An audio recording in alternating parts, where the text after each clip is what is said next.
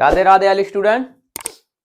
आज आपको बेटा मालूम है, आज सर्दी थोड़ा हैवी तरह यानी भयंकर तरह से है और आज पूरे दिन धूप भी नहीं निकली है। और इसलिए बेटा जितने भी क्लास 10th और 12th में जो भी स्टूडेंट बोर्ड एग्जाम दे रहे हैं वो सभी लोगों अपना सर्दी के टाइम पे थोड़ा पढ़ाई आप अच्छे से कर लेना बेटा, नहीं तो आप सर्दी ही मनाते रहो क्योंकि बोर्ड एग्जाम आपके करीब है। इसलिए जो भी आपके इंपॉर्टेंट टॉपिक है बोर्ड एग्जाम की दृष्टि से, वो आपके जो इंपॉर्टेंट टॉपिक हैं, चाहे आपको फिजिक्स हो या आपके बायो हो, उनको जल्द से जल्द करा दिया जाए क्योंकि आपका जो फीमेल रिप्रोडक्शन है ये बहुत ज्यादा इंपॉर्टेंट टॉपिक है। ये हर बार बोर्ड एग्जाम में बेटा आउट रहता है क्योंकि आपको मालूम है बायो का जो सिलेबस है वो लगभग 70% आउट रहता है कि यहीं से आना है और यहाँ से 6-7 नंबर में आता ही है बेटा। ये फीमेल रिप्रोडक्शन का जो डायग्राम है ये मोस्ट इंपोर्टेंट रहता है हर बार।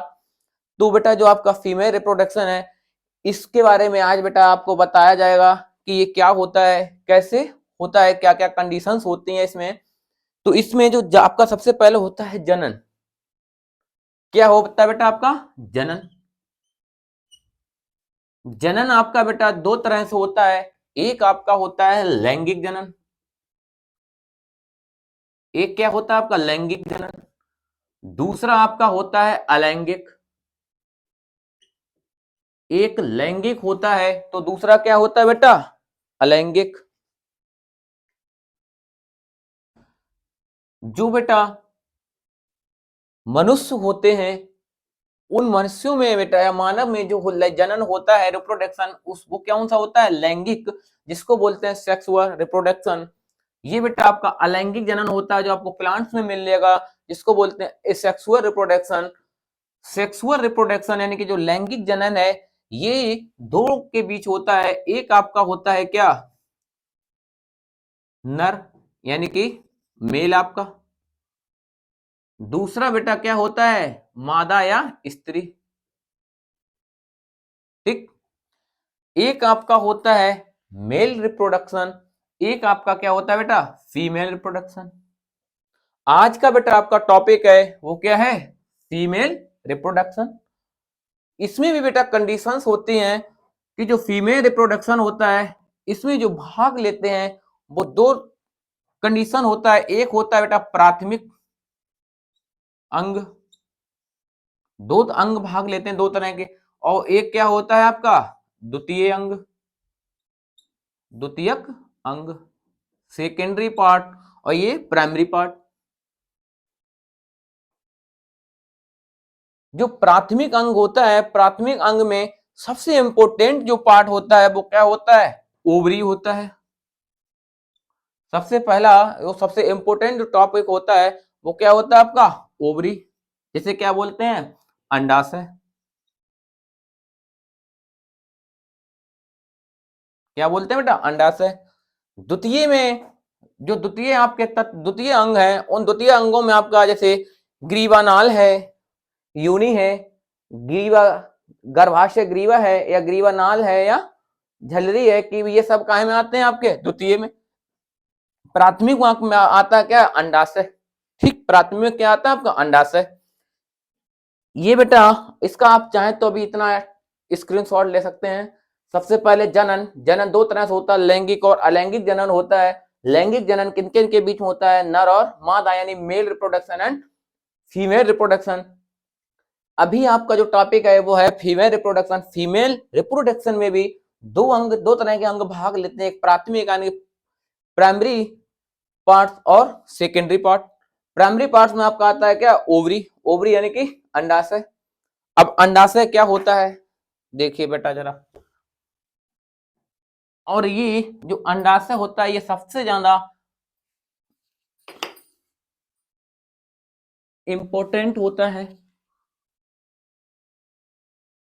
फीमेल के अंदर। ठीक है, क्या हुआ देखिए बेटा अंडाशय जो है ये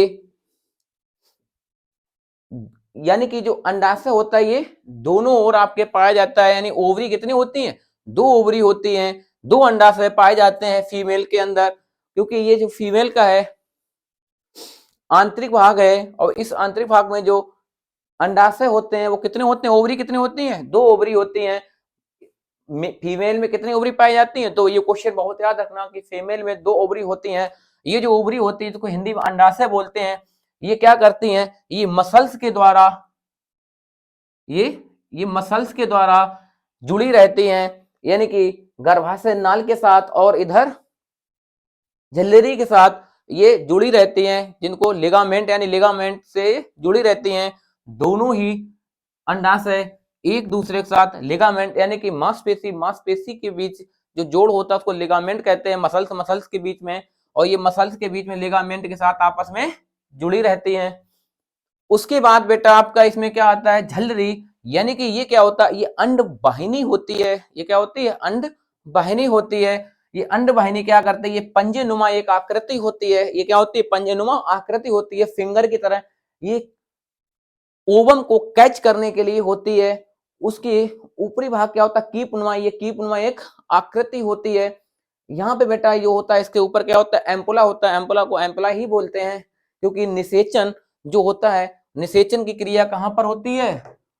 एम्पुला और इस्थमस के बीच में होती है। ये बेटा क्या इस्थमस, और इस्थमस को इस्थमस ही कहते हैं। इस्थमस और कीप वाला जो भाग होता है, इसको क्या बोलते हैं? फैलोपियन ट्यूब बोलते हैं, या क्या बोलते हैं? ओविडक्ट बोलते हैं, या आप इसको अंड वाहिनी बोल सकते हैं। ठीक है।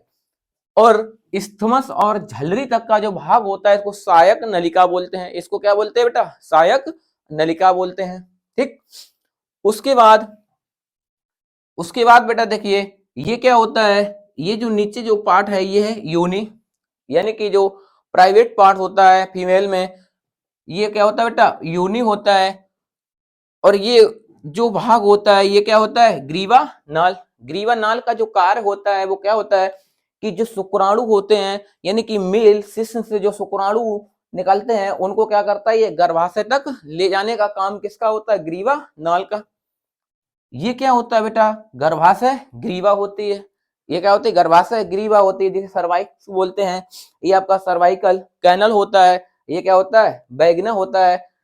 और ये बेटा आपका ओवरी होता है, अंडाशय। उसके बाद इसको तो आपको फिम्ब्रियो बता दिया, ये इनफंडीबुलम। ठीक है। अब बेटा जो सबसे महत्वपूर्ण जो बात है यहाँ पे, वो क्या है आपकी? एंडोमेट्रियम। ये क्या है बेटा? सबसे इंपोर्टेंट जो यहाँ पर टॉपिक है, और सबसे आप इसको इंपोर्टेंट समझिए, या ये समझिए कि एक ऐसी कंडीशन होती है जहां पर कई समस्याएं होती हैं फीमेल्स को। ये बेटा इसको क्या बोलते हैं? एंडोमेट्रियम, यानी कि हिंदी में से गर्भाशय अंतः स्तर बोलते हैं। उसके बाद ये होता है मायोमेट्रियम, जिसको गर्भाशय पेशी स्तर से मसल्स पेशी यानी पेशियां पाई जाती हैं, जो पेशियां जहां पे पाई जाती हैं उसको क्या बोलते हैं? मायोमेट्रियम है, गर्भाशय पेशी स्तर बोलते हैं। उसके बाद आपका आता है पेरीमेट्रियम, यानी कि परिगर्भाशय, यानी कि सबसे बाहरी वाली जो परत होती है, ये जो भाग होता है उसको क्या बोलते हैं? परिगर्भाशय बोलते हैं। तो बेटा सबसे पहले जो आपकी जो बात होगी वो किस पे होगी? एंडोमेट्रियम। एंडोमेट्रियम जो होता है, ये वाला जो भाग होता है, ये एंडोमेट्रियम कहलाता है। चाहे इधर आप या इधर देखिए, एंडोमेट्रियम क्या होता है कि ये हर महीने बनता है, और हर महीने ये क्या होता है? टूटता है। यानी कि जब मेंस्ट्रुएशन साइकिल की जब क्रिया होती है, तो वहां पर ये क्या होता है कि ये हर महीने बेटा टूटता है, और हर महीने ये बनता है। ये जो टूटने का मतलब है कि जैसे आपने ये देखा है कि अभी आपके हाथ की ये जो उंगलियां हैं, इन उंगलियों को जब एक साथ पकड़ कर इनको मरोड़ दिया जाए या इनको तोड़ा जाए, तो क्या होता है? बॉडी में दर्द होता है। वो दर्द महसूस कौन करता है? आपका ब्रेन। सेम यही कंडीशन बेटा यहाँ पर होती है। यहाँ पे जो आपका एंडोमेट्रियम होता है, ये एंडोमेट्रियम जब हर महीने टूटता है और हर महीने बनता है, तो इसी से के कारण क्या होता है? ब्लड का रिसाव होता है, जो ब्लड पीरियड्स के टाइम पे निकलता है, मेंस्ट्रुएशन साइकिल के टाइम पे, उसी को क्या बोलते हैं बेटा? एंडोमेट्रियम बोलते हैं। जब यही टूटती है पर मंथ, तो इसी के कारण क्या होता है? ब्लड का रिसाव होता है। उसके बाद जो होता है आपका मायोमेट्रियम या गर्भाशय पेशी स्तर होता है। ये जो गर्भाशय पेशी स्तर होता है, ये क्या करता है? ये फूलता और पिचकता रहता है। ये क्या करता है बेटा? फूलता और पिचकता रहता है। यानी कि जब गर्भ में शिशु होता है, या शिशु जब बाहर आता है, तो इसका काम क्या होता है? फूलना और पिचकना होता है। ये आपका पेरीमेट्रियम यानी परिगर्भाशय होता है, जो बाहरी परत होती है, जिसे क्या बोलते हैं हम, परिगर्भाशय बोलते हैं या पेरीमेट्रियम बोलते हैं। यहां तक बेटा ये आपकी बेसिक नॉलेज थी। अब जो टॉपिक है इसमें वो आप देखिए, यानी कि जो आपकी अंडवाहिनी होती है या फैलोपियन नलिका होती है, ये जो फैलोपियन नलिका आपकी होती है इसकी बेटा जो लंबाई होती है वो 10 से 11 सेंटीमीटर होती है। उसके बाद जो आपका जो यूनी होती है, इस यूनी की जो लंबाई होती है वो कितनी होती है बेटा, 8 से 10 सेंटीमीटर तक होती है। ठीक है, ये आपका यूट्राइन यानी कि कैविटी होता है गर्भाशय गुहा। यूट्राइन फंडस होता है गर्भाशय फंड्स, यानी कि ये भाग होता है ऊपर का पेट के अंदर की ओर। ये गर्भाशय होता है जहां पर शिशु होता है। ये कहा होता है बेटा, गर्भाशय जहां पर क्या होता है, शिशु होता है। ठीक, अब यहां तक में जो सबसे इंपॉर्टेंट है, यदि आपसे ये पूछा जाए कि कोई 4 फीमेल पार्ट्स बताइए, यानी तो उसमें आपको क्या बताना है। यदि आपको ये दिया हुआ चित्र है तो उसमें यदि आपसे पूछा जाए तो कोई भी बॉडी पार्ट्स आपको जिसमें बताना है, अंडाशय है आपका, योनि है, या आप अंडवाहिनी है, गर्भाशय है, ये पूछे जाते हैं एक एक नंबर में। उसके बाद यदि आप इसका जो डायग्राम है बोर्ड एग्जाम में, ये भी बेटा 5-5 नंबर, 4 या 5 नंबर में आपसे पूछा जाता है। डायग्राम बनाना सीख लीजिए, 5 नंबर आपके कन्फर्म, क्योंकि जो बोर्ड एग्जाम में बायो में आते हैं उनमें आपके 3 से 4 डायग्राम बहुत इंपॉर्टेंट होते हैं। एक आपका फीमेल रिप्रोडक्शन का होता है, दूसरा आपका होता है जो फ्लावर वाला है, तीसरा आपका जो है डीएनए वाला है, और चौथा आपने शुक्राणु, जो शुक्राणु वाला होता है उस शुक्राणु वाले डायग्राम को आप, ये 4 डायग्राम जो बायो में है इनको आप बहुत अच्छे से बनाना सीख लीजिए, जिनके इनके पास बेटा बायो हो, क्योंकि ये हर साल आते ही रहते हैं बोर्ड एग्जाम में किसी न किसी सेट में। अब बेटा जो इस पे आगे की जो बेटा चर्चा है वो क्या है, देखिए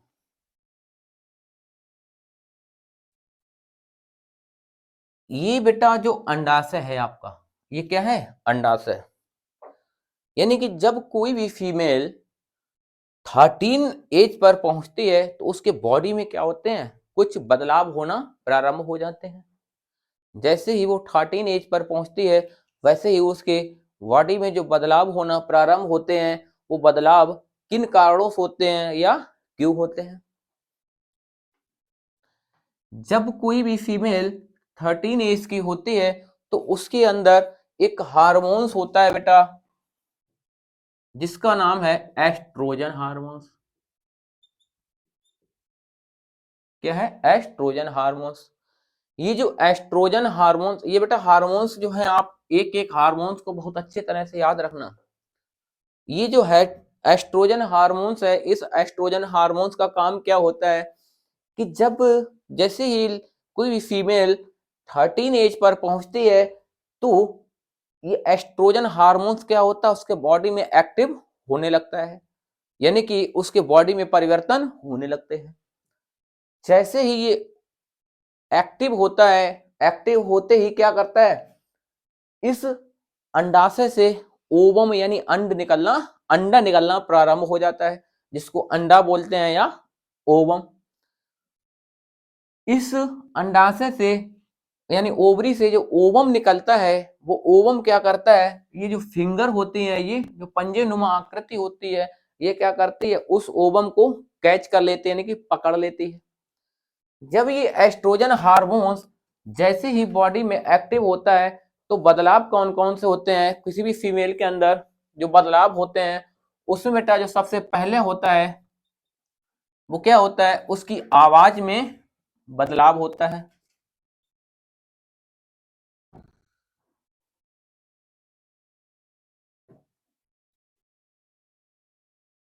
आवाज में बदलाव होता है, यानी कि उसकी आवाज कैसी होती है, पतली होने लगती है।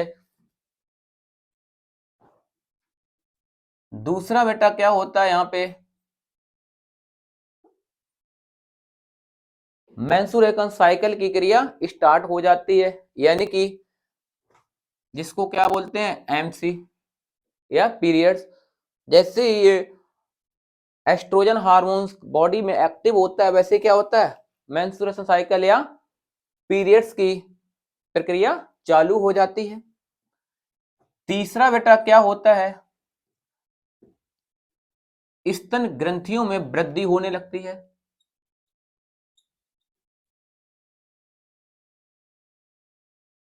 तीसरा क्या होता है बेटा, स्तन ग्रंथियों में उनके क्या होने लगती है, वृद्धि होने लगती है। यानी कि ये जो एस्ट्रोजन हार्मोन्स होता है, इसके कारण जो बदलाव होते हैं वो क्या क्या होते हैं, किसी भी फीमेल में एक उसके आवाज में क्या होता है बेटा, परिवर्तन होता है। जैसे ही वो 13 एज पर पहुंचती है, एस्ट्रोजन हार्मोन जैसे ही उसकी बॉडी में एक्टिव होता है, वैसे ही उसकी आवाज में क्या होता है, बदलाव होने लगता है। मेंस्ट्रुएशन साइकिल या पीरियड्स की प्रक्रिया चालू हो जाती है। और तीसरा क्या है, स्तन ग्रंथियां जो है उनमें क्या होने लगता है, वृद्धि होने लगती है। और चौथा जो इसकी होती है वो क्या होती है, अंड या अंडाणु बनना प्रारंभ हो जाते हैं। अंडाणु बनना प्रारंभ हो जाते हैं। ठीक, यानी कि परिवर्तन होते हैं किसके कारण, एस्ट्रोजन हार्मोन्स के कारण। ये जो एस्ट्रोजन हार्मोन्स है, कभी कभी आपको मालूम है कि हार्मोन्स जो संतुलन कैसा होता है, बिगड़ भी जाता है, क्योंकि समस्याएं होती रहती हैं फीमेल्स में कई प्रकार की। कभी फैमिली डिप्रेशन होता है, या कोई फीमेल जैसे स्टडी कर रहे हैं, या किसी प्रकार की माइंड में आपने कोई डिप्रेशन हो, गुस्सा है, या कोई हार्ड मेडिसिन ले लेते हैं, तो उसमें उसके कारण क्या होता है कि जो एस्ट्रोजन हार्मोन्स होते हैं, ये हार्मोन्स का जो संतुलन होता है वो क्या होता है, बिगड़ने लगता है। जैसे ये हार्मोन्स का संतुलन बिगड़ता है, उसमें कई समस्याएं उत्पन्न हो जाती हैं कि जो मेंस्ट्रुएशन साइकिल क्रिया कभी लेट होती है, उसमें समय सीमा यानी अवधि बढ़ जाती है, या जब ज्यादा हो जाती है समस्या तो जल्दी जल्दी से पीरियड्स की समस्या होने लगती है, या जब ये संतुलन का थोड़ा स्लो हो जाता है तो वही टाइमिंग क्या होती है, बढ़ जाती है। इसमें घबराने वाली कोई बात नहीं होती, ये समस्याएं हार्मोन्स के कारण होती है। यानी जैसे ही हार्मोन्स का संतुलन बिगड़ता है, वैसे ये समस्याएं उत्पन्न होने लगती है। ठीक है, उसके बाद एक बेटा सेकंड हार्मोन्स होता है, वो सेकंड हार्मोन्स होता है उसको क्या बोलते हैं हम, प्रोजेस्टेरॉन। ये बेटा होता है प्रोजेस्टेरॉन हार्मोन्स। ये जो प्रोजेस्टेरॉन हार्मोन्स होता है, ये क्या करता है, ये जो गर्भाशय होता है, यानी कि गर्भ धारण जब कोई भी फीमेल करती है, तो ये क्या करता है, प्रोजेस्टेरॉन हार्मोन गर्भाशय में प्लेसेंटा और युग्मक, गर्भाशय में यानी कि जो गर्भ है, इस गर्भ में क्या करता है, प्लेसेंटा जिसको हिंदी में अपरा बोलते हैं बेटा, हिंदी में क्या बोलते हैं, इसको अपरा बोलते हैं। और अपरा क्या करता है, किसी भी शिशु को पोषण पदार्थ प्रदान करता है। जब कोई भी शिशु गर्भ में होता है माँ के, तो उस शिशु को नाभि नाल के द्वारा ये अपरा क्या करता है, प्लेसेंटा उसको एक रस के रूप में भोजन देता रहता है, यानी कि उसका पोषक पदार्थ प्रदान करता रहता है। तो जो प्रोजेस्टेरॉन हार्मोन्स होता है, ये क्या करता है बेटा, गर्भाशय में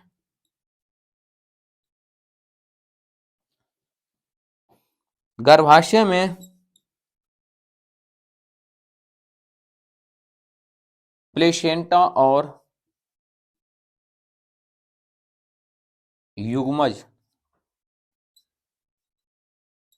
युग्मज का निर्माण करने में मदद करता है।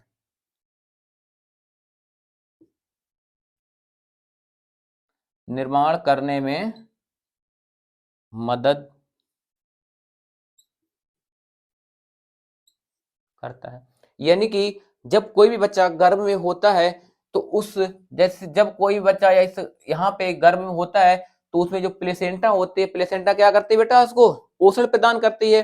तो वो प्लेसेंटा को भी मदद कौन करता है, प्रोजेस्टेरॉन हार्मोन्स। कौन करता है, प्रोजेस्टेरॉन हार्मोन। और दूसरा इसका काम क्या होता है, जो जाइगोट बनता है शुक्राणु और अंडाणु के मिलने से, जो जाइगोट बनता है, उस जाइगोट को बनने में भी क्या करता है, प्रोजेस्टेरॉन हेल्प करता है। प्रोजेस्टेरॉन क्या करता है, पहला इसका काम होता है कि प्लेसेंटा को मदद पहुंचाना, और दूसरा क्या होता है, जाइगोट जो बनता है उस जाइगोट को सहायता प्रदान करना। प्लेसेंटा को हिंदी में अपरा बोलते हैं। काम क्या होता है इसका? शिशु को पोषण पदार्थ प्रदान करना। जब बच्चा गर्भ में होता है, बाहर से तो आपको खाना नहीं दे सकते हैं, उसके अंदर जो जो शिशु होता है, उस शिशु के अंदर जो पोषण पदार्थ पहुंचता है वो माँ के द्वारा पहुंचता है। माँ जिस प्रकार का भोजन ग्रहण करती है, वो भोजन जो है एक रस के रूप में बच्चे के नाभि नाल के द्वारा वो क्या करता है, उसके अंदर पहुंचता रहता है। ठीक है, ये काम काहे का होता है? प्रोजेस्टेरोन हार्मोन्स का। तीसरा बेटा हार्मोन्स आपका होता है, वो कौन सा होता है? Relax hormone. तीसरा कौन सा होता है? Relax hormones. ये जो रिलैक्स हार्मोन्स होता है, ये रिलैक्स हार्मोन जब कोई भी शिशु गर्भ में होता है या जब उसका जनन होता है, जब वो बच्चा बाहर आता है, तो ये रिलैक्स हार्मोन्स क्या करता है, 9 मंथ में जैसे ही होते हैं तो ये क्या करता है, इसका काम होता है रिलैक्स यानी कि आराम प्रदान करना। ये क्या करता है कि बच्चे को घुमा देता है गर्भ में। इसका काम क्या होता है? गर्भ में किसी भी शिशु को घुमा देना। यानी कि आपको मालूम है कि जब बच्चा गर्भ में होता है तो उसका सिर ऊपर होता है और पैर किधर होते हैं? नीचे होते हैं।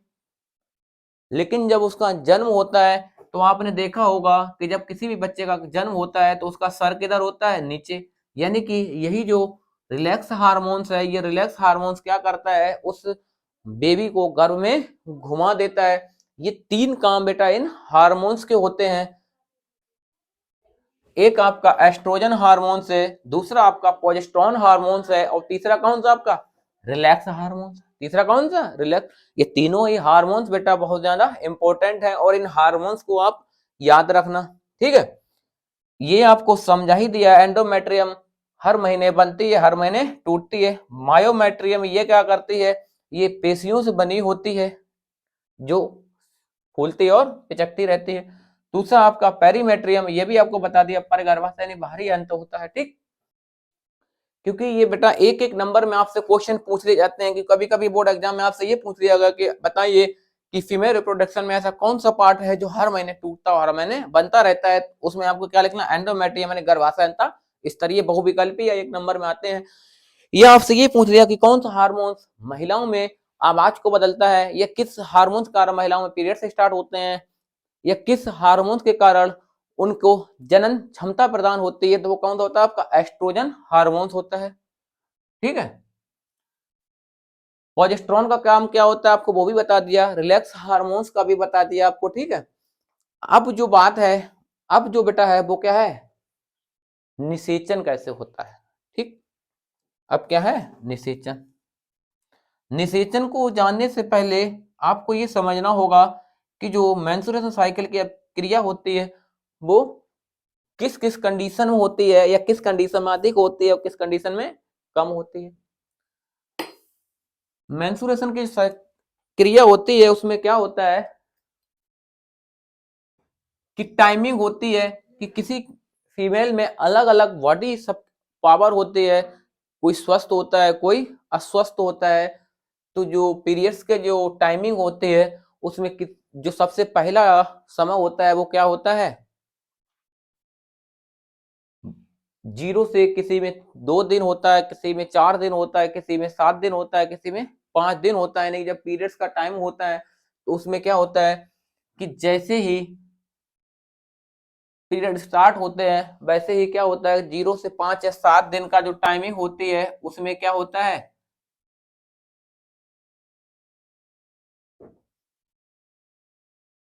यहां पर क्या होता है? ब्लड का रिसाव होता है बेटा।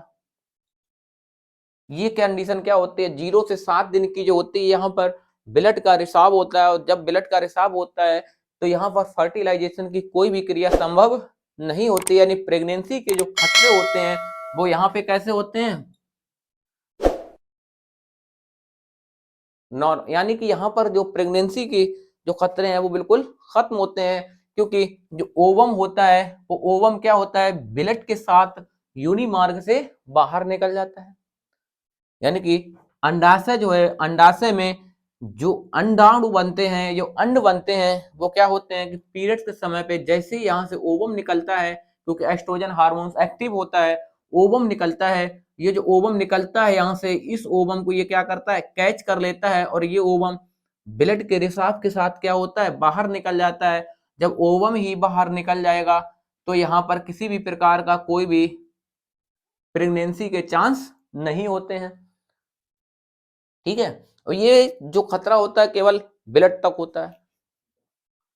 उसके बाद का जो टाइमिंग होता है 8 से 15 दिन का या 17 दिन का भी होता है, कोई एक निश्चित टाइमिंग नहीं है, 15 दिन या 17 दिन का टाइमिंग होता है।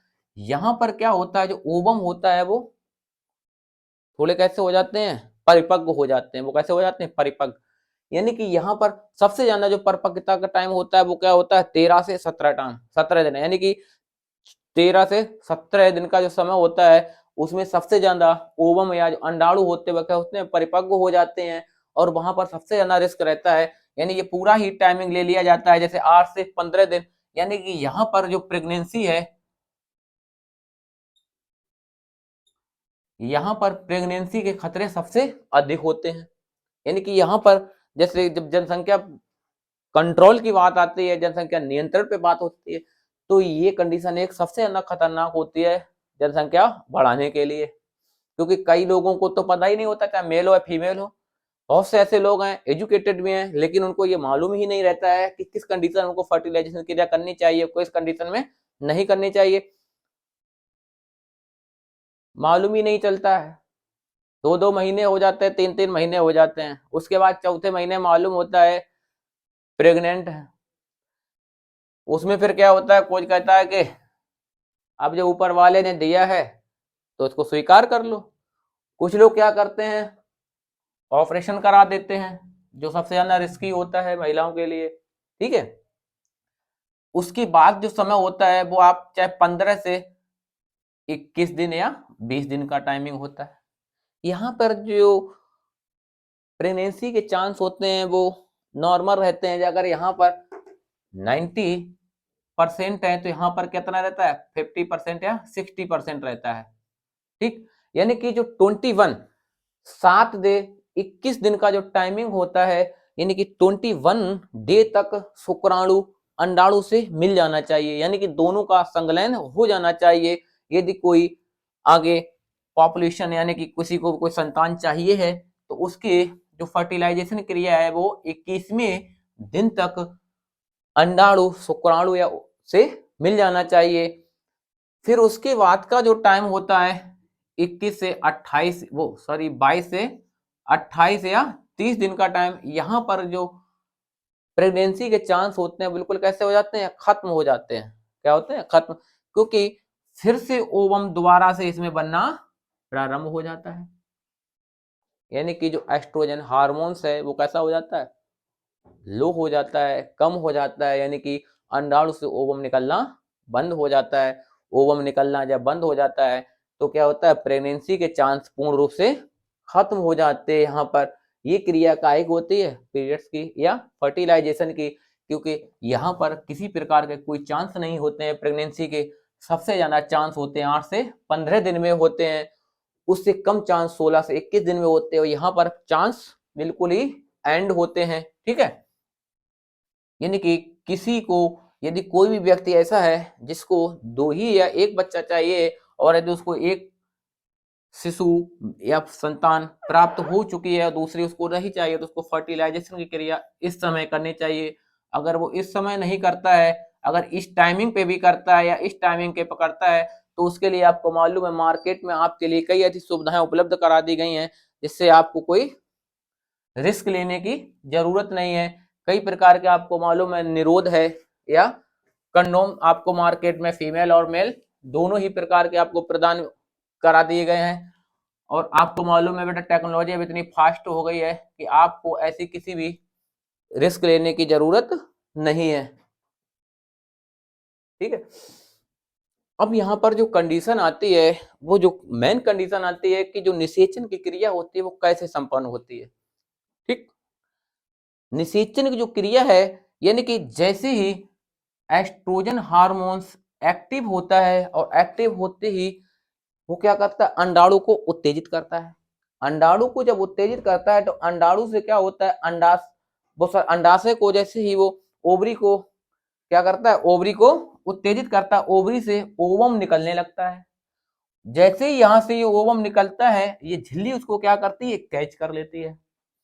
और इधर क्या होता है कि जो मेल होता है, मेल के बॉडी से जो शुक्राणु होता है, वो शुक्राणु क्या होता है, अंदर प्रवेश करता है। यानी कि शुक्राणु फीमेल के योनि मार्ग से अंदर क्या करता है, प्रवेश करता है। ये यहां पर बेटा ऐसे प्रवेश करता है और इधर से क्या आता है, अंडाणु आता है, और यहां से ये क्या पहुंचता है, शुक्राणु। दोनों आपस में कहां पर मिल जाते हैं, इस्थमस और एम्पुला के पास, एम्पुला और इस्थमस के पास में यहां पर मिल जाते हैं बीच में। और जो निषेचन की क्रिया होती है वो इस्थमस और एम्पुला के बीच में ही संपन्न होती है। कहां होती है बेटा, इस्थमस और एम्पुला के बीच में निषेचन की क्रिया संपन्न होती है, यानी यहीं से जाइगोट बनना प्रारंभ हो जाता है। अब कई कंडीशन ऐसे होते हैं, आपने देखा होगा कि जब अल्ट्रासाउंड होता है तो उसमें कभी कभी ऐसी समस्याएं पाई जाती हैं कि जो बेबी है यानी कि जो बच्चा है वो कहाँ, अंडवाहिनी यानी कि फैलोपियन नलिका में ही जन्म लेने लगा। यानी कि जो जाइगोट है वो जाइगोट यहीं पर रह जाता है, नीचे नहीं आता है खिसक के। ये जाइगोट जब यहीं पे रह जाता है तो इसका भी एक टाइमिंग होता है, ये 2 महीने 3 महीने तक एडजस्ट कर लेगा, क्योंकि ये पन्नी होती है पतली। और यहाँ पर ये क्या होता है कि जब अल्ट्रासाउंड होता है तो उसमें डॉक्टर्स कभी कभी बता देते हैं कि आपका जो बच्चा है वो बच्चा कहाँ पे है, फैलोपियन नलिका में है। इस फैलोपियन नलिका में तो यहाँ पर तो बेटा नॉर्मल डिलीवरी हो नहीं सकती, तो उस कंडीशन में क्या करता है, फिर होता है क्या, ऑपरेशन।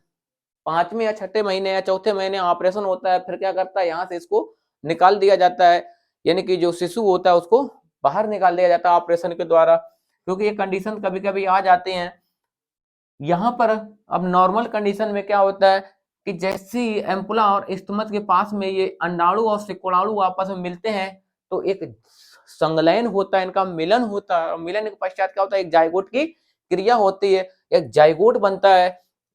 ये जो जाइगोट बनता है, ये जाइगोट क्या होता है, यहां से आता है, और आने के बाद क्या होता है, यूट्रस की सतह पर धस जाता है। क्या होता है, यूट्रस की सतह पर ठहर जाता है या धस जाता है। और क्या होता है कि जब तक 9 महीने नहीं होते हैं, और 9 महीने तक ये बच्चा कहाँ रखा रहता है, यही यूट्रस की थैली पे या यूट्रस पे धसा रहता है, यूट्रस की जो परत होती है उस पर सतह पर रखा रहता है। और फीमेल्स को यहाँ पर कई बेटा समस्याएं भी उत्पन्न होती हैं कि जब कभी कभी टाइमिंग 9 से 9.5 महीने की हो जाती है तो पेट क्या होता है, बेबी बम्प बाहर होने लगता है, और जो फेफड़े होते हैं वो कैसे हो जाते हैं, नीचे आ जाते हैं, दबने लगते हैं, सिकुड़ने लगते हैं। और ये यूट्रस है यानी कि जो मूत्र थैली है, इसमें भी क्या होते हैं, ये भी दबने लगती है। तो टॉयलेट करने में भी समस्याएं महिलाओं को, फीमेल्स को बहुत ज्यादा रहती है, और उसके बाद सांस लेने में बेटा बहुत ज्यादा उनको दिक्कतों का सामना करना पड़ता है। तो इसका भी एक टाइमिंग होती है कि जब कोई भी बेबी उसका जन्म हो जाता है तो जन्म होने के पश्चात ये जो गर्भ की जो गर्भाशय है इसको दोबारा यानी कि पुनः से इसको संकुचित होने में यानी अपनी पूर्ण स्थिति में आने के लिए कम से कम 3 से 4 महीने लग जाते हैं। इसको नॉर्मल कंडीशन में आने के लिए कम से कम 3 से 4 महीने लग जाते हैं। ठीक है, ये होती है आपकी निषेचन की क्रिया, क्योंकि यहाँ पे जो ग्रीवा नाल होता है, ये ग्रीवा नाल ही क्या करता है, यानी कि शुक्राणु होते हैं, उन शुक्राणुओं को गर्भाशय तक पहुंचाता है। अब शुक्राणु तो बेटा अंदर पहुंच जाते हैं प्रवेश, क्योंकि साइंटिफिक जो रीजन है उसमें ये बताया भी गया है कि एक बार में जो स्पर्म है, एक बार का स्पर्म जो निकलता है उसमें करोड़ों की संख्या में शुक्राणु होते हैं, करोड़ों की संख्या में। अब यहाँ पर करोड़ों तो जाइगोट नहीं बनेंगे, क्यों, क्योंकि यहाँ से ओवम एक निकलता है, जो ओवम निकलता है, ओवम में जो शुक्राणु प्रवेश करता है वो केवल वही शुक्राणु प्रवेश कर पाता है जो कैसा होता है, स्वस्थ और परिपक्व होता है। जैसे ही शुक्राणु अंडाणु के अंदर प्रवेश करता है वैसे ही इसकी जो सतह होती है वो कैसी होती है, बंद हो जाती है। लेकिन कभी कभी रेयर केस ऐसी कंडीशन होती है कि दोनों ही ओर नलिका में यानी कि दोनों ही ओर जायगोट की क्रिया हो जाती है, और क्या होता है, यानी जो दो अंडाणु और दो शुक्राणु आपस में मिल जाते हैं तो उसके कारण क्या होता है, दो जाइगोट बनते हैं, और दो जाइगोट बनते हैं तो जुड़वा संतान की उत्पत्ति होती है। ठीक है, यहां तक बेटा ये आपका टॉपिक था। उसके बाद इसमें जो एक इंपॉर्टेंट आती है वो क्या है, ये आपका बायो में भी है, जनसंख्या वृद्धि या जनसंख्या नियंत्रण, जिसको बोलते हैं हम क्या, नसबंदी। क्या होता है, नसबंदी। नसबंदी आपने सुना होगा 1985 ईस्वी में इंदिरा गांधी, यानी कि जो हमारे प्रधानमंत्री थी, उन्होंने क्या किया, यानी कि जनसंख्या वृद्धि का जब समस्या हुई तो उन्होंने एक कानून निकाला, और ये कानून क्या था कि जितने भी लोग हैं उनको पकड़ पकड़ के उनकी नसबंदी की जाए। नसबंदी जो होती है, और नसबंदी का जो कारण होता है उसमें होता क्या है कि किसी भी नसबंदी तो मेल और फीमेल दोनों में से किसी की भी कराई जा सकती है, लेकिन ज्यादातर नॉर्मल चांस में क्या होता है कि फीमेल को ही घसीटा जाता है, मेल से कोई कराता ही नहीं है जल्दी नसबंदी। नसबंदी किसको करानी पड़ती है, फीमेल को, कि जाओ भाई आप कराओ जाके, हम तो नहीं कराएंगे। तो उसमें क्या होता है कि ये दोनों साइड से, इधर से भी और इधर से अंडवाहिनी को क्या किया जाता है, काट दिया जाता है। यानी कि यहां से अंडवाहिनी और इधर से भी अंडवाहिनी को काट के क्या किया जाता है, टांके लगा दिए जाते हैं। क्या कर दिया जाता है, टांके, या इसको ऐसे मोड़ कर क्या किया जाता है, बांध दिया जाता है। यहां से इसको कट कर दिया, और कट करने के बाद क्या किया जाता है, टांके लगा दिए जाते हैं, या क्या किया जाता है, ऐसे करके बांध दिया जाता है। क्योंकि जब इसको यहां से आप काट देंगे और कट जाने के बाद जब यहाँ पर टांके लग जाएंगे तो क्या होगा, यहाँ पर जो एस्ट्रोजन हार्मोन्स है, एस्ट्रोजन हार्मोन्स यदि एक्टिव भी होगा तो ओवम गर्भाशय में नहीं पहुंच पाएगा, क्योंकि यहां से इसको क्या किया गया, काट दिया गया। जब काम ही खत्म हो गया तो फिर तो आगे ओवम और अंडाशय बनने की कोई समस्या ही नहीं, फिर तो ना तो जाइगोट होगा ना जनसंख्या बढ़ेगी। ये काहे का काम होता है, महिलाओं में। पुरुषों में भी क्या होता है, पुरुषों में उनमें भी यही समस्या होती है, उनके शुक्राणु ले जाने वाली शुक्र वाहिनी होती है, उसको क्या किया जाता है, कट करके उसको भी बांध दिया जाता है, टांके लगा दिए जाते हैं। यानी कि नसबंदी चाहे मेल हो या फीमेल हो, दोनों में ही होती है, कोई भी करा सकता है। 90% तो महिलाओं को ही मोहरा बनाया जाता है। उसके बाद दूसरा जो टॉपिक है, जो मोस्ट इंपोर्टेंट है, आपके दो पॉइंट यहाँ पर, वो क्या है बेटा, देखिए। नसबंदी जो है आपका, ये जनसंख्या नियंत्रण वाला आपका चैप्टर बायो में है, उसमें ये आपने एक IVF या test tube baby, test tube baby, test tube baby क्या होता है, और ये बेटा बहुत ज्यादा आपसे क्वेश्चन आता है। ये टेस्ट ट्यूब बेबी, ये टेस्ट ट्यूब बेबी में क्या होता है कि कई ऐसी फीमेल्स होती हैं जो मां नहीं बन पाती हैं, जो क्या होता है, मां नहीं बन पाती हैं। ऐसी समस्याएं मेल में भी होती हैं, कमियां मेल में भी होती हैं और फीमेल में भी होती हैं। तो जो महिलाएं होती हैं कई भी ऐसी होती हैं जो मां नहीं बन पाती हैं, मां सुख से वंचित रहती हैं, जिनको समाज में बांझ के रूप से पुकारा जाता है, जो शब्द बहुत ज्यादा कष्टमय होता है किसी भी फीमेल के लिए। तो उसमें होता क्या है, यानी कोई भी नॉर्मल फीमेल होती है, उसमें ये जो जितने भी बॉडी पार्ट्स में दिखाए हैं ये सारी चीजें पाई जाती हैं, लेकिन जो समस्या होती है वो क्या होती है कि ओवम नहीं बनता है। ओवम बनता भी है तो वो क्या होता है कि पीरियड्स के समय ब्लड के साथ उसका रिसाव हो जाता है। जो भी ओवम बनता है वो क्या होता है, ब्लड के समय उसका क्या हो जाता है, रिसाव हो जाता है। तो यहाँ पर जो कंडीशन होती है थोड़ी महंगी भी होती है, क्योंकि मेडिकल साइंस में इसका काम होता है, नॉर्मल ऐसे नहीं होता है टेस्ट ट्यूब बेबी। इसमें क्या होता है कि जो महिलाएं जितनी भी होती हैं जिनको ये समस्या होती है, उनको क्या करता है, उनके जो अंडाशय होता है या जो ओवरी होती है, जब ओवरी से ओवम नहीं निकलता है तो ओवरी से ओवम निकालने के लिए क्या किया जाता है कि इसमें जो हार्मोन्स होता है एस्ट्रोजन, हार्मोन्स को क्या किया जाता है, एक्टिव करना पड़ता है।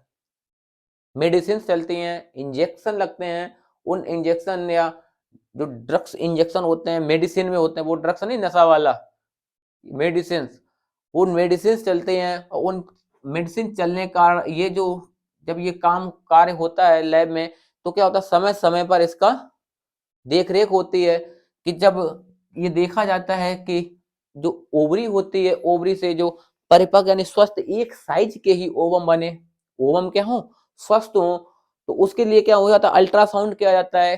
अल्ट्रासाउंड जब होता है तो अल्ट्रासाउंड में क्या होता है वहां पर ये देखा जाता है कि जो ओवम है यानी कि जो मेडिसिन चल रही है उस मेडिसिन के कारण जो ओवरी है ओवरी उत्तेजित होकर उसमें से क्या ओवम निकलना जब प्रारंभ होता है तो उसको क्या किया जाता है उस ओवम को निकालने से पहले किसी भी फीमेल को क्या किया जाता है बेहोश कर दिया जाता है। क्या किया जाता है बेहोश कर दिया जाता है।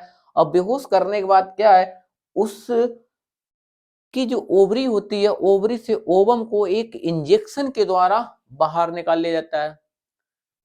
जैसे ही इस ओवरी से ओवम निकलता है यानी अंड निकलता है उस अंड को क्या किया जाता है कि डॉक्टर के द्वारा उसको एक इंजेक्शन के द्वारा सहायता से क्या किया जाता है बाहर निकाल लिया जाता है। और बाहर निकालने के पश्चात अंडाणु कई ओवम होते हैं ओवम निकाल लिया जाता है और क्या किया जाता है लैब में अंडाणु और शुक्राणु को क्या होता है मेल होता है। यहाँ पर जायगोट एक नहीं दो या तीन जायगोट बनाए जाते हैं, चार जायगोट भी बनाए जाते हैं क्योंकि यहाँ पर जुड़वा संतान का सबसे ज्यादा समस्या रहती है। यहाँ पे ज्यादातर जुड़वा संतान का रिस्क रहता है क्योंकि कि जब जायगोट बनता है तो जायगोट जब बनता है तो यहाँ पर ये देखा जाता है कि जो स्वस्थ जायगोट होता है कैसा हो स्वस्थ और परिपक्व हो पूर्ण रूप से। इस जब जायगोट बन के रेडी हो जाता है तो उस जायगोट को क्या किया जाता है दोबारा से महिला के गर्भ में उसको इंजेक्ट कर दिया जाने छोड़ दिया जाता है। सबसे पहले शुक्राणु अंडाणु को निकाल लिया जाता है किससे इंजेक्शन के द्वारा और पुरुष के शुक्राणु को ले लिया जाता है। दोनों को क्या कहता है मिक्स करके दोनों को जाइगोट बनाया जाता है। जाइगोट की जब क्रिया संपन्न हो जाती है यानी जो जाइगोट फैलोपियन नलिका में बनना चाहिए वो जाइगोट कहाँ बनता है लैब में बनता है। लैब में जब बनता है तो यहाँ से फैलोपियन नलिका से कोई संबंध नहीं रहता है यानी फैलोपियन नलिका से कोई मतलब नहीं रहता क्योंकि अब जाइगोट कहाँ बन रहा है लैब में बन रहा है। जब ये लैब में जाइगोट बन जाता है तो बनने के पश्चात उसको क्या कहता है कि कभी कभी समस्याएं हो जाती हैं कि क्रिया संपन्न होती भी है और नहीं भी हो पाती है।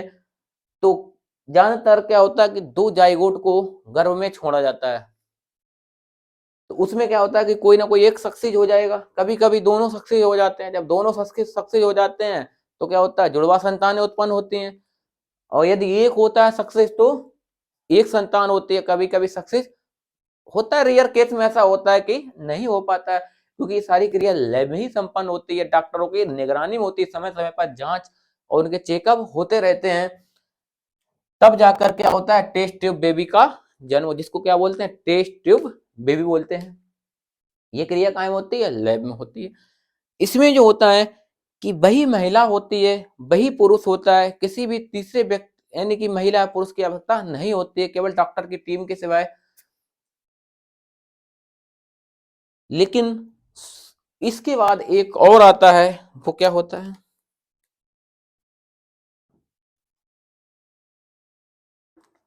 सेरोगेशी।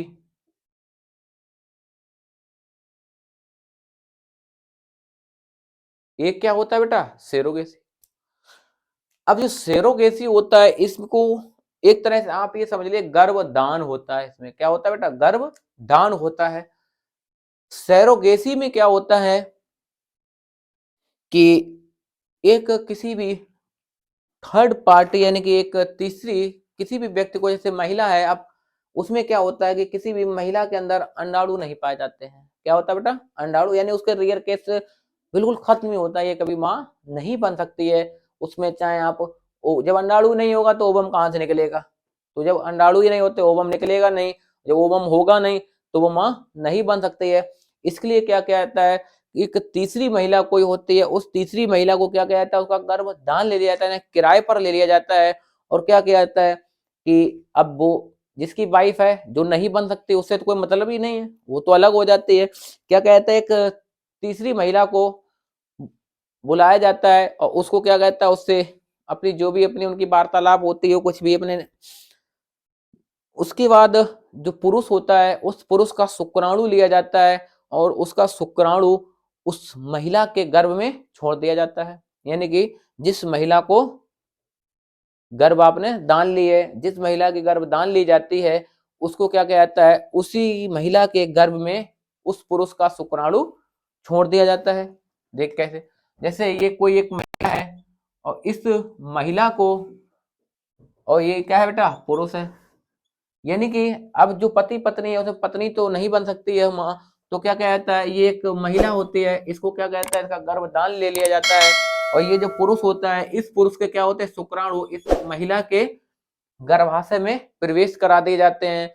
और गर्भाशय में प्रवेश करा दिए जाते हैं तो यहाँ पर अब ये होता है कि भाई जब आपने किसी का गर्भदान लिया है तो उस ज्यादातर लोग क्या करते हैं, महिला भाई अपने हमारे घर पे रहिए, खाइए पीजिए आराम से, आपको जो भी चाहिए सारी देख रेख जांच पता चेकअप सारी रिस्पॉन्सिबिलिटी आपकी होती है, क्योंकि सुख तो आपको चाहिए संतान का।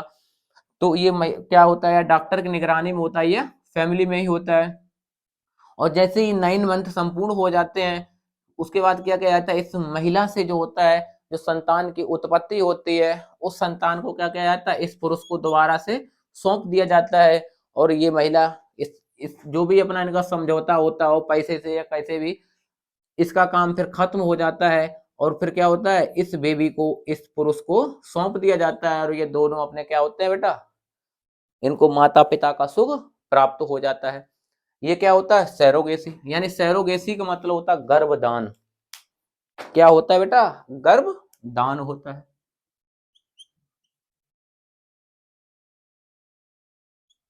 यहां पर गर्भ दान की जाती है, लेकिन टेस्ट बेबी में ऐसा नहीं होता है।